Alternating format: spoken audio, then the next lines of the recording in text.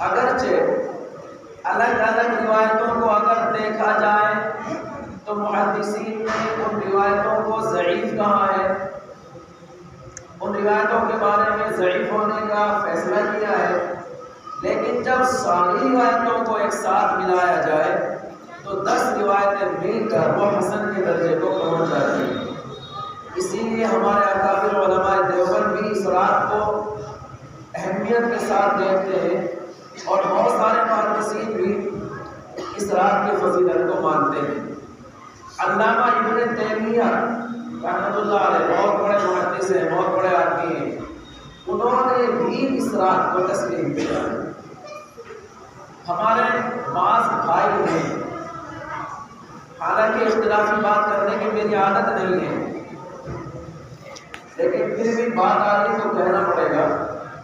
ہمارے کچھ بھائی ہیں جو یہ کہتے ہیں کہ اس رات کی کوئی حیثیت نہیں، ان کی نظر میں وہ سند کو دیکھتے ہیں، ایک روایت کی سند کو دیکھا، اگر روایت میں کچھ کمزوری ہوئی تو کہتے ہیں یہ ضعیف ہے، لہذا قابل عمل نہیں۔ دوسری کو اٹھا کے دیکھتے ہیں اور اس کے بارے میں اگر اس کی سند میں ضعف ہو تو کہہ دیتے ہیں یہ بھی ضعیف ہے، لہذا یہ بھی عمل کے لائق نہیں۔ 10 روایتیں ہیں، الگ الگ اگر دیکھا جائے تو ساری ضعیف ہیں، اس لیے انہوں نے کہہ دیا کہ اس رات کی کوئی حیثیت نہیں ہے۔ حالانکہ یہ ضابطہ وہ بھول گئے کہ جب کئی ساری ضعیف روایتیں مل جاتی ہیں تو ان کے اندر بھی کچھ نہ کچھ طاقت پیدا ہو جاتی ہے، وہ اگرچہ صحیح لذاتی بھی نہ بن پائے لیکن کم سے کم وہ حسن کے درجے کو پہنچ جاتی ہے۔ اسی لیے ہمارے وہ احباب جو اس رات کی فضیلت کا انکار کرتے ہیں ہمارے معاشرے میں موجود ہیں، آپ لوگ سمجھ گئے ہوں گے، انہی کے ایک بڑے محدث جس کو بڑا محدث مانتے ہیں علامہ ناصر الدین البانی، ہم تو سبھی کا نام عزت سے لیتے ہیں، کسی کی توہین نہیں کرتے۔ علامہ ناصر الدین البانی، ان کی کتابیں ہیں سلسلۃ الاحادیث الصحیحہ، انہوں نے صحیح احادیث کو جمع کیا ہے، جمع کرنے کی کوشش کی ہے۔ اس کے اندر علامہ ناصر الدین البانی نے بھی اس روایت کی فضیلت کا اقرار کیا ہے، اس روایت کو مانا۔ اس لیے میں اپنے ان بھائیوں سے یہ کہنا چاہتا ہوں کہ بھائی اگر آپ ہماری بات نہیں مانتے تو کم سے کم اپنے علامہ ناصر الدین البانی کی مان لو۔ اور وہ لوگ ہم بھی مانتے ہیں علامہ ابن تیمیہ کو، وہ لوگ ابن تیمیہ کو اپنا امام سمجھتے ہیں، ان کو مانتے ہیں، اہمیت دیتے ہیں، تو کم سے کم ہماری نہیں مانتے تو علامہ ابن تیمیہ کی ہی مان لو۔ بہرحال یہ روایت فضیلت کی رات ہے، یہ جو رات ہے یہ فضیلت کی رات ہے۔ اس میں ہوتا کیا ہے، اللہ کی طرف سے کیا ہوتا ہے اور ہمیں کیا کرنا ہے۔ اللہ تبارک و تعالیٰ کی طرف سے اس رات کے بارے میں خود قرآن کریم کے اندر یہ ہے فیہا یفرق کل امر حکیم، پورے سال میں جو کچھ ہونے والا ہے ان ساری چیزوں کا فیصلہ اس رات میں کر دیا جاتا ہے۔ کون کتنے بچے اس سال میں پیدا ہوں گے، سب کے نام لکھ دیے جاتے ہیں۔ کتنے لوگ اس سال دنیا سے رخصت ہوں گے، سب کے نام لکھ دیے جاتے ہیں۔ سارے فیصلے کر دیے جاتے ہیں اس رات میں، یہ فیصلے کی رات ہے۔ اسی طرح اس رات میں رب تعالیٰ آسمان دنیا پر آ کر اعلان کرتے ہیں کہ ہے کوئی اپنے گناہوں سے بخشش مانگنے والا، میں اس کے گناہوں کو معاف کروں۔ ہے کوئی اپنی روزی میں وسعت اور کشادگی مانگنے والا، میں اس کی روزی میں کشادگی اور وسعت اور برکت دوں۔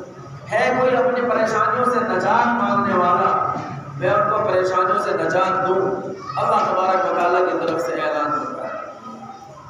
لہذا ہمیں کیا کرنا چاہیے، سیدھی سی بات ہے، ہمیں اللہ کی عبادت کرنی چاہیے۔ کیا کرنا چاہیے بھائی؟ اللہ تعالیٰ کی عبادت کرنی چاہیے۔ اس رات میں ہمیں نوافل پڑھنے چاہیے، اس رات میں ہمیں قرآن کریم کی تلاوت کرنی چاہیے، اس رات میں ہمیں اللہ کا ذکر کرنا چاہیے، ذکر و اذکار کرنا چاہیے، اور اس رات میں ایک مرتبہ آقا مدنی صلی اللہ علیہ وسلم قبرستان تشریف لے گئے ہیں۔ حضرت عائشہ صدیقہ رضی اللہ عنہ فرماتی ہیں میں نے پیارے نبی صلی اللہ علیہ وسلم کو بستر پر تلاش کیا، آپ نہیں ملے۔ اس زمانے میں لائٹیں تو تھی نہیں، اندھیرا ہوگا، تلاش کیا، ہاتھ سے تلاش کیا، نہیں ملے۔ حضرت عائشہ رضی اللہ عنہ پڑھنے کے لیے حجرے سے باہر نکلی، مسجد میں دیکھا، مسجد میں نہیں ملے، وہی مسجد کے برابر میں جنت البقیع ہے۔ حضرت عائشہ کہتے ہیں کہ ادھر چلی گئی، وہاں میں نے جا کے دیکھا کہ اللہ کے نبی صلی اللہ علیہ وسلم جنت البقیع میں تشریف فرما ہے۔ تو چونکہ اللہ کے نبی ایک رات میں، بس ایک پوری زندگی میں ایک مرتبہ اس رات میں قبرستان گئے ہیں، اس لیے ہمیں بھی کبھی کبھار قبرستان میں جا کر اپنے مردوں کو، اپنے مقبولین کو، اپنے آبا و اجداد کو، اپنے رشتہ داروں کو وہاں جا کر یاد کرنا چاہیے اور ان کو اصالہ ثواب کرنا چاہیے۔ کبھی کبھار، ہمیشہ جانا ضروری نہیں، جماعت بنا کے جانا ضروری نہیں، کبھی کبھار انفرادی طور پر آپ چلے جائیں۔ یہ کام تو ہے بھائی ہمارے کرنے کے، یاد رہے کہ زیادہ لمبی بات تو نہیں ہے، نماز بھی ہمیں پڑھنی ہے، چونکہ اس میں زیادہ لمبی گفتگو میں نہیں کروں گا، بس 2-3 باتیں آپ کو سمجھاؤں گا اور یاد کرانے کی کوشش کروں گا۔ تو پہلی بات یاد ہوگی، ہمیں کیا کرنا ہے؟ اللہ کی عبادتیں کرنی ہے، نوافل پڑھنے ہیں، قرآن پڑھنا ہے، ذکر و اذکار کرنا ہے، کبھی کبھار جی چاہے تو قبرستان میں جا کر اصالہ ثواب کرنا ہے۔ یہ تو ہمارے کرنے کا کام ہے۔ بہت سارے کام ایسے ہیں جو ہمارے نہیں کرنے کے ہیں اور ہم نے شروع کر رکھے ہیں، یا تو ہم نے غیر مسلم بھائیوں سے سیکھ لیے، یا شیطان نے ہمیں سمجھا دیے، یا اور کوئی وجہ نہیں۔ بہت سارے کام ایسے ہیں جو ہمارے نہیں کرنے کے اور ہم نے کرنے شروع کر دیے، ان کو ہمیں آج اس مجمع میں، اس مجلس میں، اس رات میں ان کو نہ کرنے کا عہد کرنا ہے۔ کریں گے انشاءاللہ۔ ہر وہ کام جس کی دین میں کوئی اثر نہ ہو، ہر وہ کام جو نبی علیہ السلام سے ثابت نہ ہو، ہر وہ کام جس کی آقا مدینہ نے اجازت نہ دی ہو، ہر وہ کام جس کو آقا مدینہ صلی اللہ علیہ وسلم نے نہ کیا ہو، اس کو ہم نہ کر سکتے ہیں اور نہ کرنے کی اجازت دے سکتے ہیں۔ دین نام ہے اللہ کے نبی کی غلامی کا، دین نام ہے آقا مدینہ صلی اللہ علیہ وسلم کی اتباع کا۔ لہٰذا جو کام اللہ نے نبی صلی اللہ علیہ وسلم نے نہیں کیا، چاہے ساری دنیا کہتی ہے ہم تو نہیں کریں گے، چاہے ساری دنیا ہمارے اوپر دباؤ بنائے، اگر اللہ کے نبی نے نہیں کیا ہے، اللہ کے نبی نے اجازت نہیں دی ہے، تو ہم اس کام کو ہرگز بھی نہیں کریں گے۔ بہت سے کام ہیں ایسے جو ہمارے نہیں کرنے کے ہیں، ہم نے کرنے شروع کر دیے۔ مثلا اس رات میں ہمارے بہت سے نوجوان گلیوں میں پٹاخے پھوڑتے ہیں، قطعاً جائز نہیں۔ ٹولیاں بنا کے گلیوں میں گھومتے پھرتے ہیں، قطعاً جائز نہیں۔ بائک اور موٹر سائیکلوں کی ریس لگاتے ہیں، قطعاً جائز نہیں۔ بہت سے لوگ قبرستان میں اکٹھے ہو کے جاتے ہیں اور جانا ضروری سمجھتے ہیں، کوئی ضرورت نہیں۔ بہت سے لوگ قبرستان میں جا کر موم بتیاں جلاتے ہیں، چراغاں کرتے ہیں، قطعاً جائز نہیں۔ ان سب چیزوں کی ہمارے پیارے نبی صلی اللہ علیہ وسلم نے ہمیں اجازت نہیں دی ہے۔ لہٰذا میرے بھائیو، یہ کام ہمارے کرنے کے نہیں، یہ چھوڑنے کے۔ بہت سے لوگ سمجھتے ہیں کہ اس رات میں گھر میں کچھ میٹھا بننا چاہیے، حلوہ بننا چاہیے، فوراً عمل شروع۔ یہ ہمارا حال ہے، یہ ہمارے نوجوانوں کا حال ہے، یہ ہمارے مسلمان بچوں کا حال ہے۔ میرے بھائیو، اللہ کے نبی علیہ السلام ارشاد فرماتے ہیں کہ مسجد کے اندر، یہ مسجد کے اطراف میں زور سے بولنا بھی جائز نہیں، چونکہ یہاں اللہ کی دعا مقبول رہتی ہے۔ اور دیکھو ہمارے مسلمان بچوں کی تربیت کا حال، دیکھو ہمارے مسلمان بچوں کی دینی شعور کا حال، دیکھو مسلمانوں کے دلوں کے اندر مسجدوں کی عظمت کا حال۔ یاد رکھو، اگر ہمارے دلوں میں مسجدوں کی عظمت ہو تو آپ ایمانداری سے اپنے سینے پر ہاتھ رکھ کے بتاؤ، کیا مسجد کے برابر میں کوئی پٹاخے پھوڑ سکتا ہے؟ پتہ نہیں کتنی مرتبہ غیر مسلم بھائیوں سے ہمارا جھگڑا اسی بات پہ ہو گیا، فسادات ہو گئے، دنگے ہو گئے کہ مسجد کے سامنے پٹاخے کیوں پھوڑے، مسجد کے سامنے ڈی جے کیوں بجایا، مسجد کے سامنے ڈھول کیوں بجایا، مسجد کے سامنے ناچ گانے کیوں کیے؟ ارے مسجد میں تو نہیں کیے تھے نا، مسجد کے باہر کر رہا تھا، اور ہماری غیرت ایمانی جان جاتی ہے اور یہ کہتے ہیں اس نے مسجد کی بے حرمتی کی ہے۔ لیکن آج ہمارا حال یہ، ہمارے دوسروں کے بچے نہیں ہیں، یہ ہمارے بچے ہیں، یہ مسلمانوں کے بچے ہیں، یہ کلمہ پڑھنے والوں کے بچے ہیں، یہ نبی علیہ السلام کے امتیوں کے بچے ہیں، لیکن اسلامی عظمت، مسجدوں کی عظمت، علماء کی عظمت، دین کی عظمت، قرآن کی عظمت کا حال یہ ہے کہ ادھر مسجد میں دین کی باتیں ہو رہی ہیں اور ہمارا نوجوان، ہمارا بچہ مسجد کے برابر میں گلیوں میں پٹاخے پھوڑ کر کے رہا ہے۔ بھائیوں، یہ جو حال خراب ہوا ہے، یہ جو ہماری ذلت و خواری ہوئی ہے، یہ جو ہم نے اپنے آپ کو رسوا کیا ہوا ہے یہ کسی اور وجہ سے نہیں، اس کی وجہ ہم خود ہیں۔ اللہ تعالیٰ قرآن کریم میں ارشاد فرماتا ہے ما اصابکم من مصیبت فبما کسبت ایدیکم ویعفو عن کثیر، جو مصیبت تمہارے اوپر آتی ہے وہ تمہارے اپنے گناہوں کی وجہ سے آتی ہے۔ ہمارا غیر مسلم بھائی تو اپنے عقیدے کے اعتبار سے اتنا نرم ہے کہ وہ تو اگر مسجد کے سامنے سے گزرتا ہے ہاتھ جوڑ کے گزرتا ہے، وہ تو اس سے بھی زیادہ اگر کہیں پتھر رکھا ہوا ہے اس کے سامنے ہاتھ جوڑ کے گزرتا ہے، پیپل کا پیڑ کھڑا ہوا ہے اس کے سامنے ہاتھ جوڑ کے گزرتا ہے، اور مسجدوں کے سامنے سے ہاتھ جوڑ کے گزرتے ہوئے ہم نے دیکھا ہے۔ آخر کیا وجہ ہے کہ آج وہ مسجدوں کے دشمن ہوتا جا رہا ہے؟ آخر کیا وجہ ہے کہ وہ مسلمانوں کی مسجدوں کو گرانے کے در پہ اترا ہوا ہے؟ اور بھائیوں ان کے اندر اتنی ہمت نہیں ہے، وہ تو بہت نرم دل لوگ ہیں، ان کے اندر تو بہت رحم ہے، ان کے اندر تو بہت عاجزی ہے، ان کے اندر تو عقیدے کی اتنی کمزوری ہے کہ وہ ہر کسی کو بھگوان مان لیتے ہیں، خدا مان لیتے ہیں۔ اگر مفتی صاحب کے پاس آ جائیں کسی بچے کو جھڑوانے کے لیے، اس کو آرام مل جائے تو وہ مفتی صاحب کے پیر چھونے لگتے ہیں، ان کے سامنے ہاتھ جوڑنے لگتے ہیں، ایسا دل ہے ان لوگوں کا۔ لیکن کیا وجہ ہے کیا جو ہماری مسجدوں کے دشمن، ہمارے قرآن کے دشمن، ہماری جان کے دشمن بنتے چلے جا رہے ہیں؟ اس کی وجہ کوئی نہیں، ہماری بے رحمتی ہے۔ ہم نے دیہاتی میں ایک مثل سنی تھی بچپن میں کہ جب ماں والے نے ماں نہ کہی تو دوسرے کی کیا لگی، جب ماں والے نے ماں نہ کہی تو دوسرے کی کیا لگی۔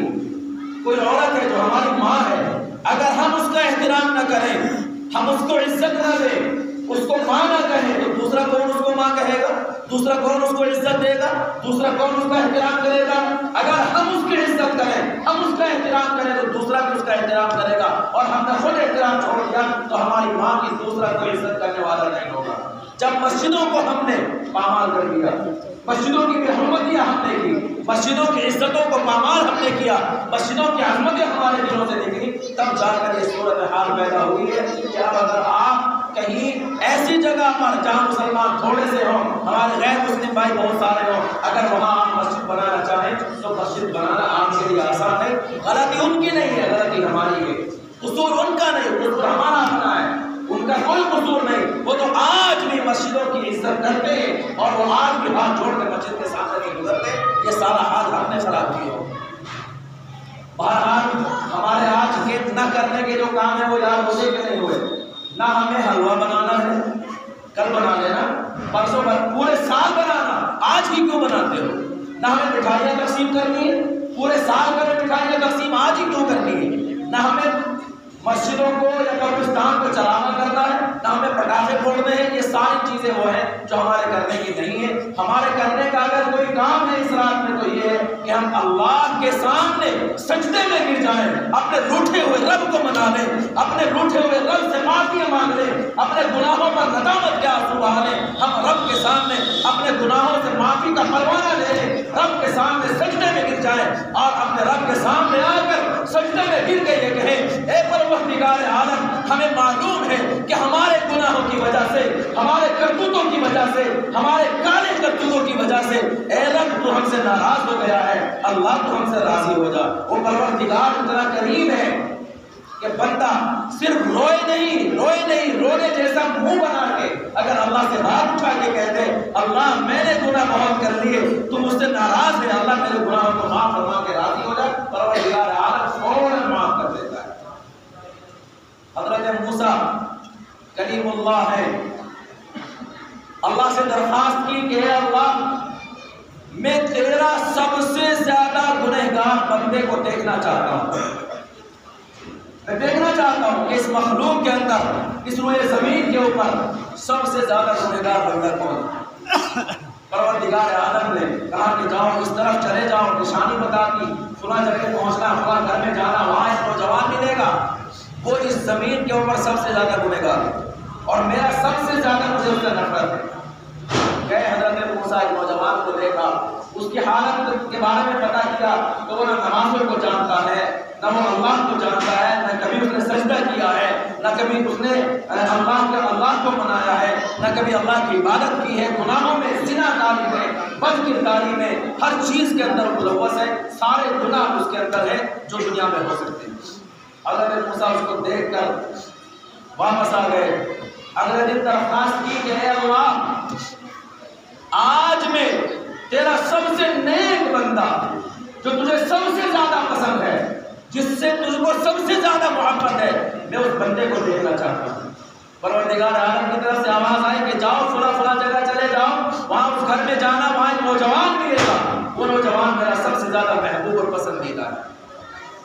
حضرت موسیٰ گئے، جا کر وہی راستہ تھا، وہی مکان تھا، وہی گھر تھا، اللہ کی طرف سے بتایا کہ آپ پہنچے۔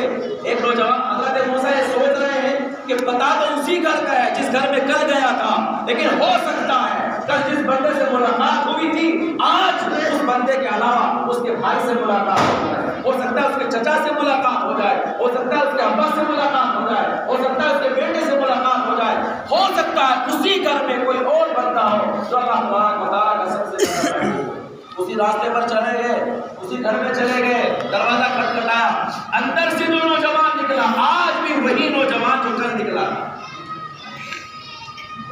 جس کے بارے میں اللہ نے یہ کہا تھا کہ سب سے گنہگار ہے، جس کے بارے میں یہ کہا تھا میرا سب سے زیادہ مرغوب ہے، سب سے زیادہ اس سے نفرت ہے، آج بھی وہی بندہ نکلا ہے۔ جبکہ حضرت موسیٰ نے آج یہ سوال کیا تھا کہ مجھے ایسا بندہ دکھائیے جو آپ کا سب سے زیادہ محبوب ہو، آپ کو سب سے زیادہ اس سے محبت ہو اور سب سے زیادہ آپ کا فرما بردار ہو۔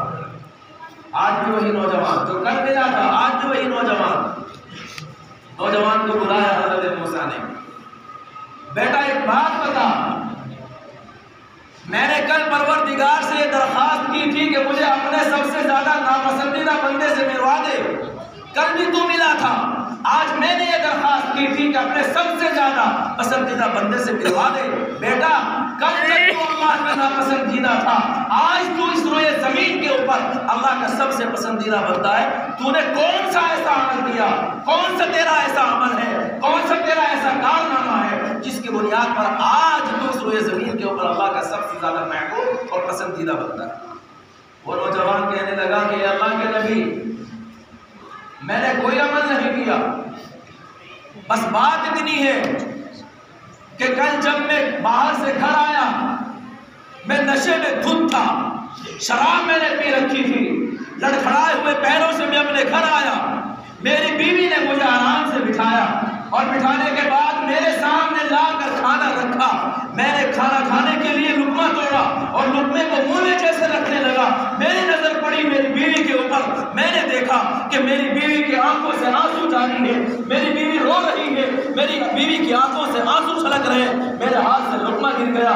میں نے پوچھا محترمہ کیا بات ہے، کیوں رو رہی ہو، کیا معاملہ پیش آ گیا، کوئی تکلیف پیش آ گئی، بیماری کوئی لاحق ہو گئی، کوئی غم کی خبر کہیں سے سننے کو مل گئی، کیا ماجرا ہے، میری بیوی بتاؤ تو صحیح روتی کیوں؟ بیوی نے کہا کوئی بات نہیں ہے، صرف بات یہ ہے کہ کل میری پڑوسن نے مجھے تانا دیا اور میری پڑوسن نے مجھے یہ کہا کہ گنہگار بہت دیکھے ہیں، بد کردار بہت دیکھے ہیں، تیرے شوہر جیسا بد کردار میں نے کوئی نہیں دیکھا۔ میری پڑوسن نے مجھے تانا دیا، شوہر سے کہتی ہے کہ تمہارے کردار کی وجہ سے، تمہارے کرتوتوں کی وجہ سے مجھے پڑوسن نے تانا دیا ہے، اس تانے کو لے کر میرا دل زخمی ہو گیا، میرا دل چھلنی ہو گیا ہے، اس وجہ سے میں بیٹھ کر تمہیں دیکھ کر رو رہی ہوں کہ میرا شوہر ہے جس کی وجہ سے مجھے رسوائی کا سامنا کرنا پڑا، مجھے نیچا دیکھنا پڑا، میری پڑوسن نے مجھے تانا دے دیا، اس وجہ سے میں رو رہی ہوں۔ وہ نوجوان کہتا ہے اے اللہ کے نبی بس یہ واقعہ پیش آیا، میرا دل بگڑ گیا، میرے دل کے اندر یہ خیال آیا کہ اگر میرے کرتوتوں کی وجہ سے میری بیوی کو تانا سننا پڑ رہا ہے تو میری ایسی زندگی میں مجھے جینے سے کیا فائدہ۔ میں نے اسی وقت اپنا سر نیچے جھکایا اور سر نیچے جھکانے کے بعد پروردگار سے لو لگائی اور یہ کہا پروردگار عالم آج مجھے میرے کردار کی وجہ سے میری بیوی کو تانا ملا ہے، اے اللہ مجھے معلوم ہے کہ میں بہت بد کردار ہوں، میں اس لائق نہیں ہوں کہ مجھے بخشا جا سکے، لیکن اللہ میں تجھ سے درخواست کرتا ہوں آج کے بعد میں کوئی گناہ نہیں کروں گا، مجھے معاف فرما۔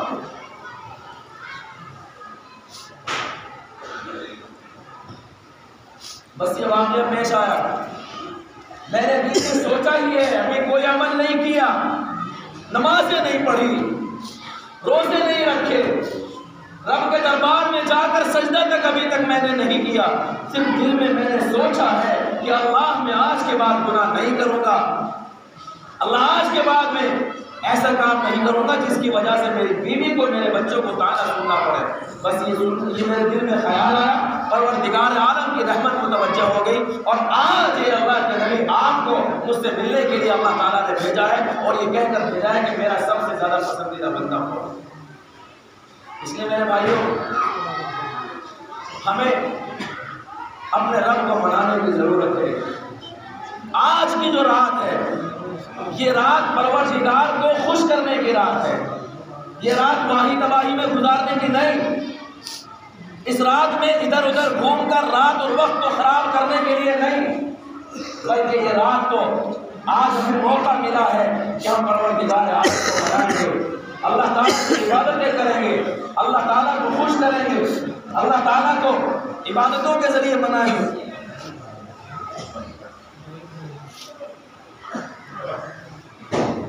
جیب میں تھا، جیب میں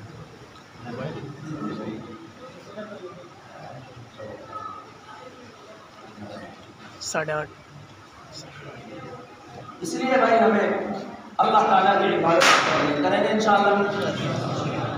ویسے تو ساری زندگی کرنی ہے، لیکن آج کی رات تو ہمیں عبادت کی عبادت کرنی ہے، اور کوئی کام نہیں کرنا، کریں گے انشاءاللہ۔ ہاتھ اٹھا کے بتاؤ کون کون کریں گے؟ سب کریں گے انشاءاللہ، ابھی سے کریں گے، آج سے نہیں، ابھی سے کریں گے، ابھی سے اپنے رب کی عبادت کا ارادہ دل میں کرو، سب لوگ ارادہ کرو دل میں، مجھے بتانے کی ضرورت نہیں، دل میں ارادہ کرو، ابھی سے انشاءاللہ ہم اللہ کی عبادت شروع کریں گے اور زندگی بھر کریں گے، اور کم سے کم آج کی رات تو عبادت کے علاوہ ہم کوئی اور کام نہیں کریں، دل میں آپ ارادہ کریں، کرتے ہیں ارادہ انشاءاللہ۔ سنو، عبادت دو طرح کی ہے، کتنی طرح کی ہے؟ کچھ عبادتیں ہیں جو بدنی عبادتیں ہیں، بدنی کا مطلب ہے کہ وہ اپنے جسم کے ذریعے ادا کی جاتی ہیں، ان کو ادا کرنے کے لیے جسم کو استعمال کیا جاتا ہے، ان کو عبادت بدنیہ کہتے ہیں۔ دوسری عبادت ہے عبادت مالی، نماز عبادت بدنی ہے، آپ آتے ہیں، ہاتھ باندھ کے کھڑے ہوتے ہیں، ہاتھ استعمال ہوتے ہیں، گھٹنے استعمال ہوتے ہیں، پیر استعمال ہوتے ہیں، پیشانی استعمال ہوتی ہے، ناک استعمال ہوتی ہے، آنکھ استعمال، پورا بدن استعمال ہوتا ہے، تو نماز عبادت بدنی، سمجھ میں آ رہی بات؟ روزہ یہ بھی عبادت بدنی ہے، آپ صبح سے لے کر شام تک کچھ نہیں کھاتے، اپنے بدن کو تھکاتے ہیں، یہ بھی عبادت بدنی ہے۔ زکوٰۃ یہ عبادت مالی ہے، اس میں اپنے ہاتھ کچھ نہیں کرنا پڑتا، بس اپنا مال نکال کر اللہ کی راہ میں دینا پڑتا ہے، یہ عبادت مالی ہے۔ ایک عبادت ایسی ہے جو مال اور جسم دونوں سے مرکب ہے، حج، اس میں مال میں خرچ کرنا پڑتا ہے اور اس میں اپنے جسم کو بھی تھکانا پڑتا ہے۔ تو عبادتیں کتنی طرح کی ہیں؟ دو طرح کی، عبادت بدنی اور عبادت مالی۔ ہمیں دونوں طرح کی عبادتیں کرنی ہے، اس لیے کہ اللہ تبارک و تعالیٰ نے ہمیں پیدا ہی کیا ہے عبادت کے لیے، کسی اور کام کے لیے تو کیا نہیں۔ بنانے والا خود کہہ رہا ہے وَمَا خَلَقْتُ الْجِنَّ وَالْإِنسَ إِلَّا لِيَعْبُدُونَ، میں نے تو جنات اور انسان کو صرف عبادت کے لیے پیدا کیا۔ تو جب عبادت ہی کے لیے بنایا، بنانے والا خود بتا رہا ہے، تو انشاءاللہ ہم اب دوبارہ پھر ارادہ کرو کہ آج کی رات میں انشاءاللہ ہم عبادت بدنی بھی کریں گے اور عبادت مالی بھی، دونوں عبادتیں آج ہم کریں گے۔ عبادت بدنی کے لیے کوئی مقدار متعین نہیں، آپ جتنی چاہیں نمازیں پڑھیں، آپ جتنے چاہیں قرآن پڑھیں، آپ جتنی چاہیں تسبیحات پڑھیں، جتنا چاہیں اللہ کا نام لیں، اللہ کا نام اتنا پیارا ہے کہ اس کو صرف رٹنے میں، زبان سے دہرانے میں بھی بڑی لذت آتی ہے۔ اسی لیے شاعر کہتا ہے ہم رٹیں گے گرچہ مقصد کچھ نہ ہو، اللہ اللہ ہم رٹیں گے گرچہ مقصد کچھ نہ ہو، ہم تو عاشق ہیں تمہارے نام کے۔ اس لیے جتنا چاہے سب کریں گے انشاءاللہ عبادت۔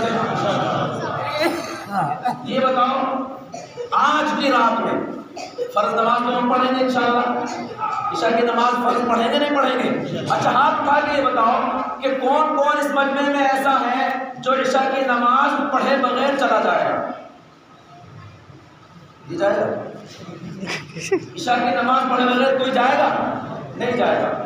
یہ مجھے بتاؤ کہ عشاء کی فرض نماز فجر کے علاوہ آج کی رات میں 100 رکعت نماز نفل کون پڑھے گا؟ آپ اٹھا کے بتاؤ. ہاں سب نے اٹھانا بھائی، سب نے. جو ارادہ کرے، جو دل سے ارادہ کرے، صرف وہ ہاتھ اٹھانا. 100 رکعت نماز نفل. یہ ہمارے نوجوان، مجھے لکھنے کی ضرورت نہیں، اللہ کے فرشتے لکھ رہے ہیں، لکھا جا چکا اور تمہارے کھاتے میں ثواب شروع ہو گیا، بٹن چالو ہو چکا ہے. 50 رکعتیں بتاؤ کون پڑھے گا؟ 50 رکعتیں نفل نماز. بھائی مجھے کچھ ملے گا تمہاری نماز پڑھنے سے؟ تم پڑھو گے تمہیں ملے گا. بتاؤ ہاتھ اٹھا کے 50 رکعت نفل نماز کون پڑھے گا آج کی رات میں انشاءاللہ؟ بہت اچھا، تمہارا نام بھی لکھا جا چکا اللہ تعالیٰ کے یہاں. 20 رکعتیں بتاؤ کون پڑھے گا؟ اٹھاؤ، ارادہ کرو، اللہ کے فرشتے قلم لے کر بیٹھے ہوئے ہیں انشاءاللہ. چلو 10 رکعتیں بتاؤ کون پڑھے گا؟ بہت تھوڑے سے پڑھیں گے سر. میں 150 میں سر ہاتھ اٹھا دیا. چلو 2 رکعت، صرف 2 رکعت بتاؤ کون پڑھے گا؟ پیچھے والے کچھ نہیں پڑھیں گے، صرف 2 رکعت اللہ کے لیے، میرے لیے نہیں، اللہ کے لیے، اللہ کو راضی کرنے کے لیے صرف 2 رکعت نماز پڑھیں گے انشاءاللہ. اب آگے دوسری عبادت پر آ جاتے ہیں. قرآن، یہ سنا بھائی نہ بھائی، ارے سب بولو گے تو پھر کوئی سمجھ نہیں پائے گا کچھ بھی. اس مجمع میں قرآن پڑھنا کون کون جانتے ہیں وہ ہاتھ اٹھاؤ جو قرآن پڑھنا جانتے ہیں. بہت تھوڑے سے لوگ ہیں جو قرآن پڑھنا جانتے ہیں. ان کے لیے 10 پاروں کا مطالبہ ہے. آج کی رات میں نفل نماز پڑھنے کے بعد 10 پارے کون پڑھے گا؟ میں تو یہ چاہتا ہوں پورا قرآن پڑھا جائے. چلو 2 پارے بتاؤ، صرف 2 پارے کون پڑھے گا؟ 1 پارا کون پڑھے گا؟ یہ ہمارے چچا جو ہے نا ہر ایک پہ ہاتھ اٹھا رہے ہیں. سنو، ایک صاحب کا انتقال ہو گیا. سنو بھائی سنو، ایک صاحب کا انتقال ہو گیا. اب اس کی جو بیوہ ہے وہ بیٹھ کر رو رہی ہے. وہ کہتی ہے کہ سنا بھائی، اس مرنے والے کی بیوہ کہتی ہے کہ یہ دنیا سے چلا گیا، میں اس کو دودھ پکا کے دیتی تھی، اب وہ دودھ کون پیے گا؟ ایک کہتا ہے ہم ہیں، ہم پیے گے. جب تک کیوں مان رہے ہو؟ گھبرانے کی بات ہے، ہم پیے گے، ہم پیے گے. کہ یہ تو جو ہے صبح اٹھنے کے بعد بھی 2 کلو دودھ پیتا تھا، اسے کون پیے گا؟ ایک اور ہاں ہم پیے گے. دقت کیوں مانتی ہو؟ ہم پیے گے. اس کے تو فلاں پہ اتنے لاکھ روپے تھے، وہ روپے کون لے گا؟ پھر وہی کہتا ہے ہم ہیں نا زندہ، تم کیوں ٹینشن لیتے ہو؟ ہم پیے گے. یہ تو یہ کام کرتا تھا، وہ کون؟ ہر بات میں وہ ہاتھ اٹھاتے ہم کریں گے. اس کے بعد اس نے کہا آخر میں کہ اس کے ذمے فلاں کے 2 لاکھ روپے ہیں، وہ کون دے گا؟ اب یہ جو ہر بات میں ہاتھ اٹھا رہا وہ کہتا ہے بھائی سارے کام میں ہی کروں گا، تم لوگ بھی بولو، سارے کام میں ہی کروں گا، کچھ لوگ تم بھی بولو کچھ باتیں. تو خیر پڑھیں گے انشاءاللہ سب قرآن. جن کو قرآن پڑھنا نہیں آتا وہ کیا کریں گے؟ وہ تسبیح پڑھیں گے. کیا پڑھیں گے؟ وہ تسبیح میں کیا پڑھنا ہے؟ اگر یاد ہوا آپ کو درود شریف کی ایک تسبیح پڑھیں. سنا بھائی، درود شریف کی تسبیح پڑھیں، کلمے کی تسبیح پڑھیں، استغفار 3 تسبیحات پڑھنی ہے. استغفار کی تسبیح، کلمے کی تسبیح اور کہیں گے تسبیح درود شریف کی. کتنے لوگ پڑھیں گے تینوں تسبیحات؟ اٹھاؤ ماشاءاللہ. جو یہ نہیں پڑھ سکتے ان کو صرف اللہ اللہ کی تسبیح پڑھنی ہے. کیا پڑھنی ہے؟ صرف اللہ اللہ اللہ اللہ اللہ یہی کہنا ہے. 10,000 مرتبہ اللہ اللہ کون پڑھے گا؟ بتاؤ. ارے کوئی تو بتاؤ، تم لوگ بھی کچھ بولو، سارے میں ہی بولوں گا. پڑھیں گے انشاءاللہ سب ارادہ کرو. میرے بھائیو تم دل میں ارادہ کرو گے رب کی طرف سے فیصلے ہو جائیں گے.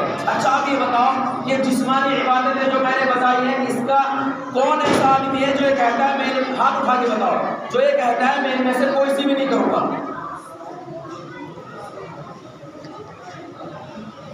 اچھا اب ہاتھ اٹھا کے بتاؤ کہ ان میں سے جو سی مجھ سے ہو سکے کہ میں ضرور کروں گا. عبادت بدنیہ کون کون کریں گے؟ ہاتھ اٹھا کے بتاؤ. آپ لوگ بھی کرو گے نہیں کرو گے؟ جو ہو سکے گی نماز، ہو سکے گی نماز، قرآن ہو سکے گی قرآن، جو ہو سکے گا سب کریں گے عبادت انشاءاللہ. سب ہاتھ اللہ کے فرشتے لکھ رہے ہیں یہ پہلے بار اس پہلے بار نہیں پڑھیں گے. آپ لوگ پڑھو گے بھائی نہیں پڑھو گے؟ پڑھو گے پھر ہاتھ پہ اٹھا دیں انشاءاللہ. دیکھو بھائی سنو، اب سنو، عبادتیں بدنیہ انشاءاللہ سب کریں گے. سب بولو انشاءاللہ، زور سے. اب ہم آ جاتے ہیں عبادتیں مالیہ پر. ہمیں وہ بھی کرنی ہے. عبادت مالیہ بھی کرنی ہے، چونکہ ہر طرح کی عبادت کا ہم نے انشاءاللہ ارادہ کیا ہے، تو عبادت مالیہ بھی کریں گے انشاءاللہ. ہم اٹھائیے ہوگا کون کہے گا ہاتھ اٹھا کے بتاؤ. عبادت مالیہ، عبادت مالیہ بتا دیجیے. عبادت مالیہ کا مطلب ہے کہ جو آپ سے ہو سکے اللہ کی راہ میں کچھ خرچ کر دینا، جو بھی ہو سکتا ہو، جو آپ کی حیثیت ہو، جو آپ کا موقع ہو، جیسا آپ کا حساب ہو، اس حساب سے اللہ کی راہ میں آج کی رات، ویسے تو پوری زندگی کرنا ہے، ویسے تو پوری زندگی کرنا ہے، لیکن آج کی رات خاص طور پہ اللہ کی راہ میں خرچ کرنے کے لیے کون کون ارادہ کرتا ہے؟